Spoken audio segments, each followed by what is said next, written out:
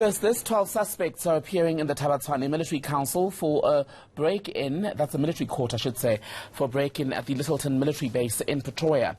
19 R4 rifles were stolen from that base over a period of weeks, we understand.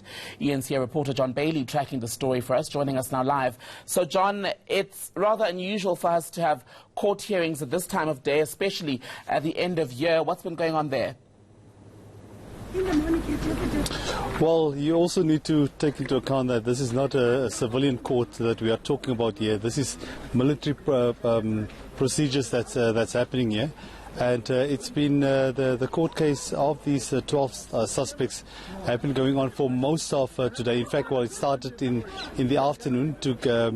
And I think what's important for us is just to give us a sense as to where we are with this with the case at the moment, because you have these 12 suspects appearing in this courtroom behind me.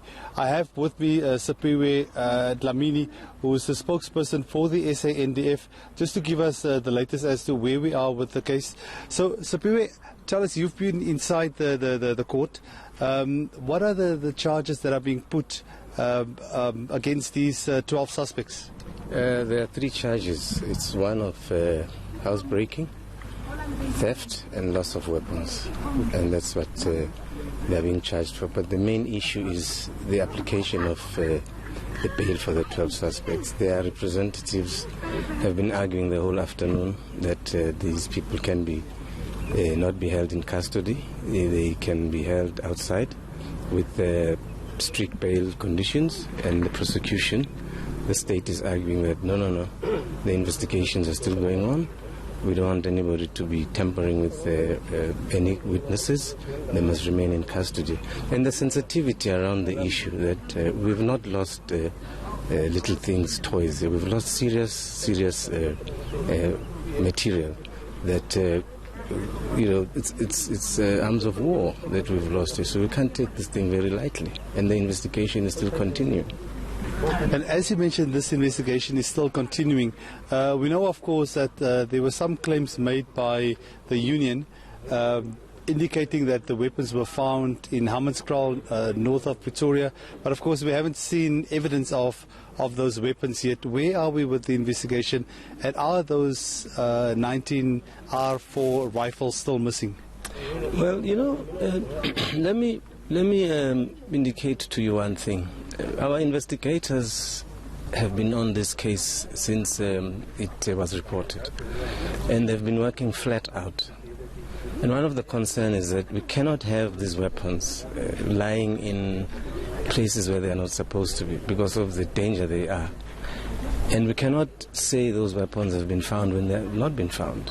We can't do that. We are a responsible defense force, and once those weapons have been found, we will be informing the public through your platforms to say, yes, we found the weapons and these are the culprits. So the investigation is going on.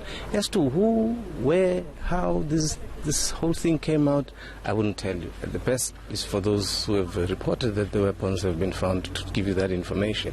From our side, we are flat out investigating and trying to get as much information as possible where those weapons could be, because our concern now is to make sure that those weapons are brought back. Can you give us a sense, when was it discovered that these weapons were stolen, and how was that discovery made?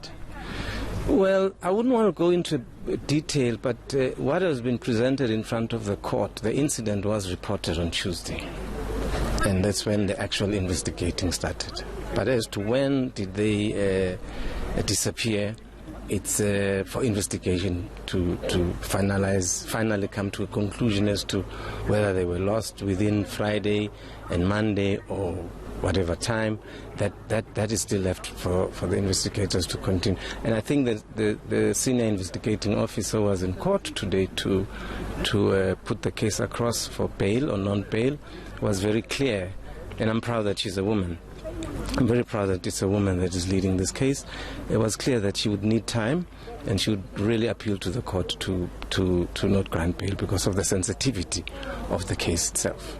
So, people, just lastly, can you give us a sense as to the caliber of these weapons, these R4s? What are they being used for? What can they be used for? Because, as you mentioned, they are weapons of war. Yeah, these are automatic rifles, and they are killing machines basically, and that's the best way I can describe them. They're dangerous weapons. Right, Sipiwe, thank you very much.